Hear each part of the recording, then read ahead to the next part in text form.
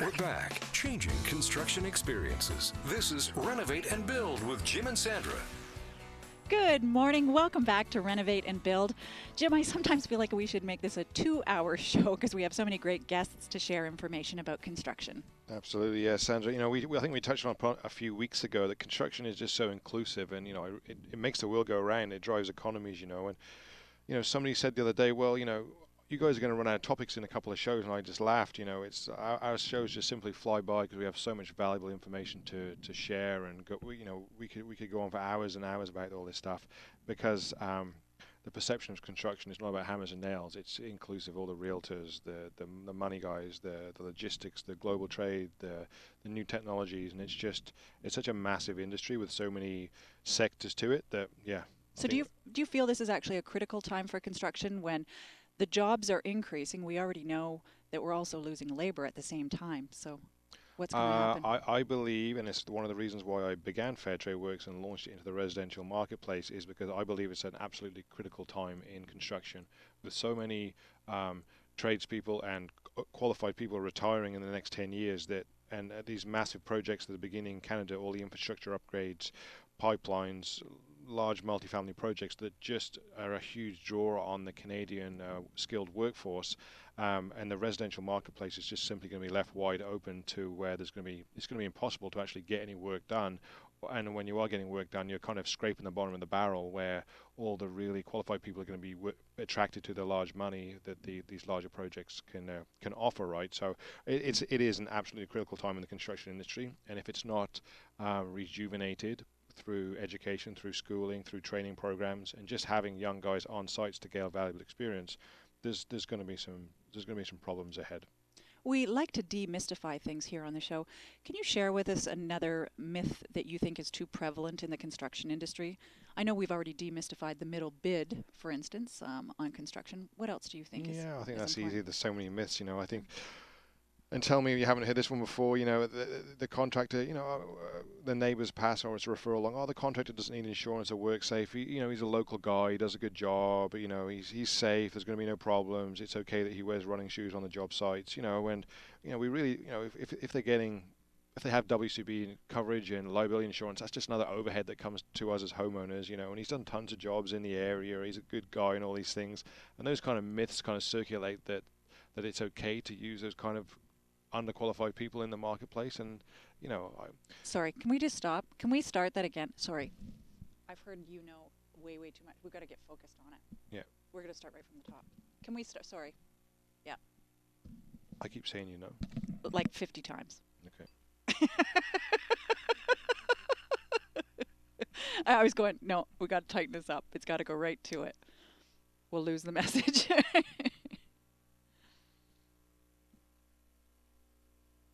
Yep.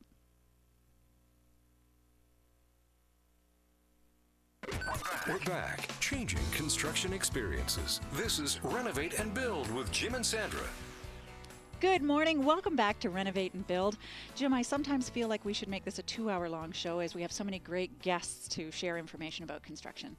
Yeah, absolutely. I think we touched upon it a couple of weeks ago that construction is just so inclusive that, somebody said to me the other day, you guys are going to run out of topics shortly, and I know that's not going to be true because when we do all our pre-planning for the show, it's just endless topics and things we want to talk about, and the perception of the construction industry that's just about the guys on the tools, the trades. It's not. It's you read the newspapers, you see what's out there, you watch TV. It's such a massive topic that we're good for years to come, I think. Do you feel that this is actually a really critical time, though, for the construction industry as the demand's ever increasing, but our labor right now is so limited?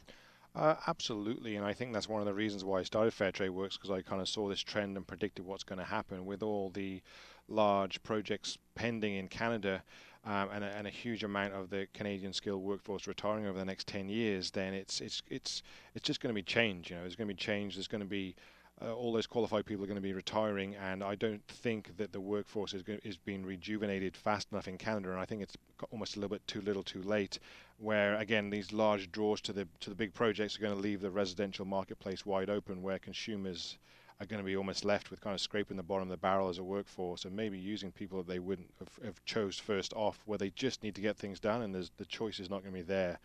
So yeah, that's why I started Fair Trade Works, to make sure that first of all the residential marketplace and these people who are less savvy in the industry are protected first, and that we ensure that they're getting quality construction at the right price. Part of the reason we wanted to start the show was to demystify some of the rampant myths that are, in construction. Last week we started with the middle bid. I guess it was maybe a few weeks ago.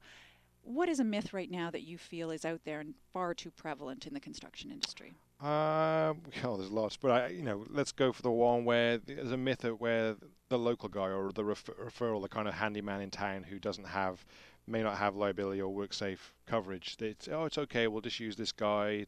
Nothing's going to happen. He just kind of gets passed around through referrals. He's done lots of jobs in the neighborhood. He's going to be cheaper. He's going to be cheaper, and he doesn't have as many overheads, so we're going to get a better deal, right? But we hear these things so many times, and I just strongly believe that's not the way to go. Construction it's so skilled that you need qualified people who are insured, are bonded, who are safe. Again, just you need qualified people working on your home. So I find this really mainstream in a lot of small communities where, as you mentioned, the independent guys don't want to bother with the proper paperwork. I know my mother had an independent guy run off with her window money. She was spent a lot of money to have the windows in her home repaired, and she actually had to go to court. So do you hear this a lot from homeowners? Absolutely, yeah. I think you actually told me about that story, and I think it's a pretty common scenario where maybe he's running his business and was desperate for cash flow, approached your mother, asked for a large deposit, kind of started the job, and basically disappeared with the money, right? And I think it's a very common story in the construction marketplace where companies do ask for large upfront deposits. They're living kind of hand to mouth, and they've got to pay the guys, so they're going around kind of living from job to job and just kind of extracting these deposits and this kind of capital out of the homeowners up front. The homeowner's kind of none the wiser. They don't really know if that's right or it's not. There's no kind of documents in place, so they kind of hand over the check on a handshake, and horror stories happen. Your mother's a great case of what did happen, and she got stressed out by it. It cost a lot of money. She had to spend all the time taking this guy to court, right? So what can be done in that case? What should my mother have done? I think be protected, show that he's insured, he's bonded, he has work safe coverage. Ask for a legal contract. Let's document that. Let's see how much the job is going to take, when the payment schedules are going to happen, and at what point. So that particular individual, your mother in this case, was really felt educated and empowered at the beginning, and she was safeguarded through the process. So she was. She had legal ramifications if the job did go sideways, which it did. And at Fair Trade Works, every single job that we undertake goes under a legal contract, and we make sure that the homeowner is protected by legal paperwork. It's time for the Product Face-Off. Back this week with another home improvement product comparison are two sleuths from Fair Trade Works, our team members, Meg and Gary. Good morning. Good morning, Sandra. Good morning, Jim. Good morning, Meg and Gary. You guys got some big plans for the weekend? Yeah, always. Biking. They're keeping that they don't want to tell you. I don't know what that means. They're keeping that under wraps. That's suspicious. We're very eager to get out of here to start our weekend, Jim. Right, okay. In other words, they're still on the clock. Yeah. Exactly. Well, Meg, before I ask you about shower doors this week, can you tell our listeners what you do at Fair Trade Works as your official job, of course, besides being a super shopper? Well, I am called admin and communications support, and I basically handle all of our social media work and all the marketing that goes, in the background. And I also answer the phones. I'm the first person people see when they walk into the office. So yeah, that's what I do. Lots of multitasking. Very, lots. And then Gary, do you mind us telling what you do? Sure. And let's make it simple. I'm the one point of contact for all our clients, and I will arrange all the payment schedule, work schedule for the clients, and I take care of all their headaches. Right. From start to finish. Exactly, and I should point out, Gary, you also do a radio show on Fairchild Radio as well. Yes, I do. So yeah. He's a busy guy between clients, construction projects, radio shows. You're all shopping. Yep. You're everywhere. Advisor/radio host. That's right. All right, on to our product this week, shower doors. Okay. I'm a big fan of shower doors, and I hated shower curtains. who doesn't want to show off your beautiful wall tiles around the bathtub or the shower? Yeah, I was just glad you said that you were a big fan of shower doors. I'm like, I don't want the water everywhere. That's my teenagers. Yeah. So we're going to be introducing to you the frameless shower doors and the more traditional framed shower door. So let me start off with the frameless shower door. The frameless shower door works with the roller track on top of the glass. So the roller design provides an amazingly smooth and quiet sliding action. It's almost like driving a Mercedes in your shower. Yeah. Oh, wow. Yeah. Really tempting us now. Yeah, Jim's like, oh, wow. But it's not 100% waterproof, but we can always put some silicone, here and there to make sure it's more waterproof. It's more appealing for sure, and it gives you that contemporary look like you're living in a 5-star hotel. The sliding door, usually this frameless type, only one side of it, it's a moving part. The other one, it's a stationary piece of glass. So we usually leave the stationary piece by where the shower faucet and the rain shower, where everything is, and the moving part's always the one where you enter and exit your bathtub or shower. It comes in a nice chrome finish, and it comes in both the bathtub height or the shower height, which the shower height is usually the taller version of it. The best part of this frameless shower door is it won't collect any mildew at the tracks, so it's way easier to clean. I'd like to hear that. The mildew is often hard to clean out. Oh yeah. I'll let Meg start introducing yours. Right, and I'm talking about the framed sliding shower doors, and it's often what most people go for. It's their first choice because they grew up with it. Right, and both sides of the door can be moved, unlike Gary's, which has one that's stationary. And although it's not as contemporary looking, it comes in different finishes: silver, dark bronze, brushed nickel, and it even has decorative glass. So if you need a little bit more privacy in your bathroom shower doors, and that's important to you, you can add this.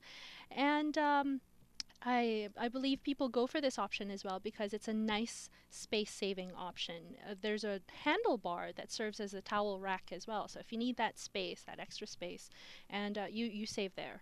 And it's cheaper as well. That's why people go for it. It's like $300. You can get something for as low as $300 or go higher depending on what you need and what you want. The only con for this is that you may be saving at the beginning, but you will need to change it after like 7 years or 6 years. Also because a lot of people are not as keen on cleaning that track. Right. And it's prone to mold, mildew, and rust.